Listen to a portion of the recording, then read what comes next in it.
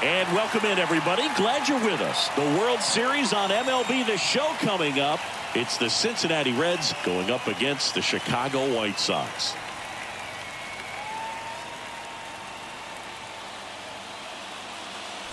With Chris Singleton, I'm John Shambi.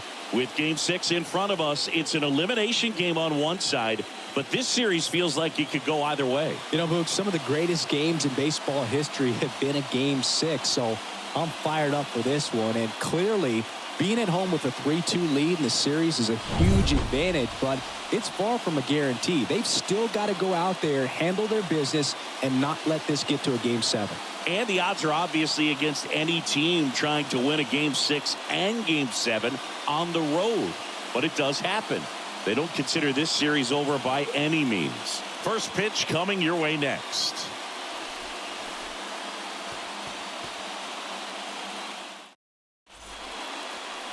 Now the catcher up to hit, Jay Mack. He's not going to get cheated up there. No, he's not. He's looking to do damage with every swing he takes. That one to first. He steps on the bag. Play made. That ends the inning. Jay Mack steps to the plate for the White Sox. If you don't get ahead in the count, you can forget about having any success against him. Put a rip into one. Put a rip into one right here.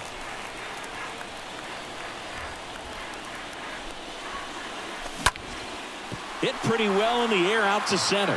Dean settles underneath it. Makes the catch, inning over. White Sox strand a couple. They still trail 1-0.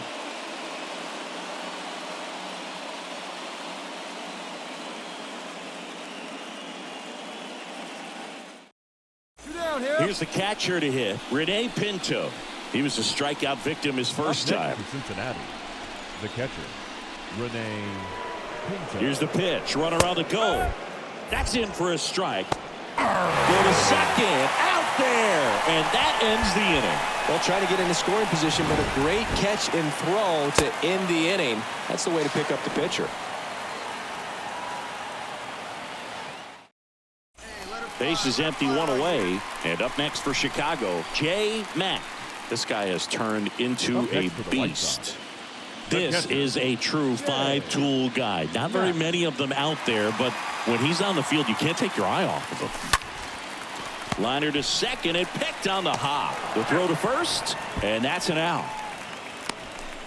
Up next for the White Sox. Now here's the switch-hitting power threat, Jay Mack, for the fourth time tonight. Now batting. Well, he's always a threat. Even if this guy is 0 for 3 for the night with 3 strikeouts, he can come up that fourth time and do damage because he's that good.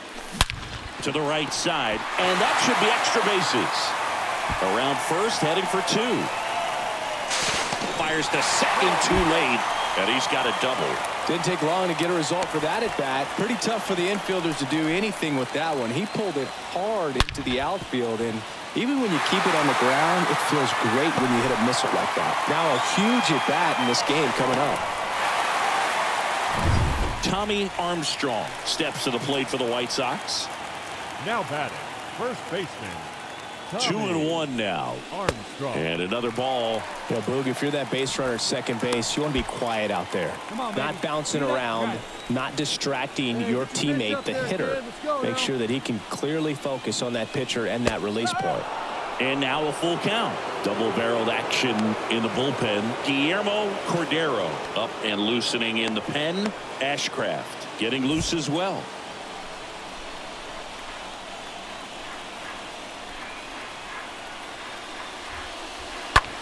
Rips one to right and makes the grab.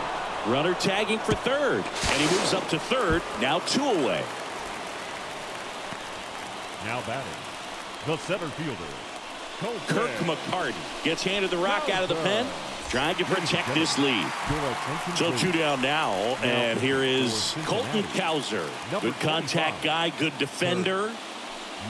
Next offering is in for a strike.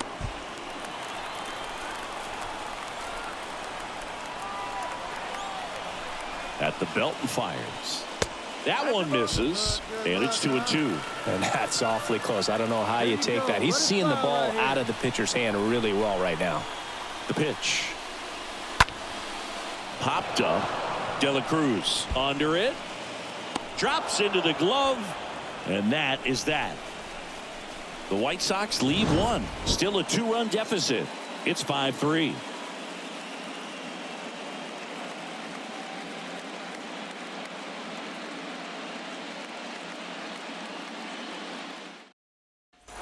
And ready to hit now for Cincinnati, Justin Dean, a guy who makes an impact not just at the plate but also in the field. 1-1 now. Runner takes off. Pitch in for a strike. Throw to second. Tag, and they got him. 2 unsuccessful stolen base attempts tonight, so I think this is where we probably see them change up their plan offensively. The running game just isn't working, and those are costly outs, so they're going to have to string together some hits and change things up. So digging in, J. Mack. Singing you can't ask for anything more. This guy checks all the boxes offensively. He's the ultimate professional, and it doesn't just start at game time. It starts in the afternoon, the way he prepares and gets ready for the ball game. I tell you what, his teammates feed off of the leadership that he shows on and off the field. 1 out and a runner at second. Come on, big guy. One time. Here you go. Hard ground ball, base knock. Nice grab there. Late around third. Here's the throw to the plate, and he's in there, and a run comes in to score. Picks himself up an RBI. Smash that one through the infield for the knock. When it's hit that hard, it makes it very tough on the infielders to make any sort of play. And you can feel this crowd waking up a bit here as the guys are starting to make some noise with their bats. Aaron Ashby comes on now. He has a great slider with tons of movement. And next will be the cleanup hitter, Tommy Armstrong. Out towards left center. Dean makes the play. That's out number 2. Now batting, the center fielder, Colton Cowser steps to the plate for the White Sox.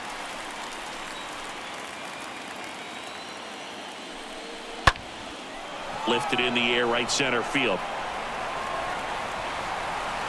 And he makes the catch. Ball game, and the Reds fight off elimination and set up a winner-take-all Game 7 right back here tomorrow night. Well, I'd say we got treated to a good one. Gotta love a game when you get 13 runs on the board. A lot of offense, but it doesn't end in a blowout. Tons of really good at-bats to look back on in this one.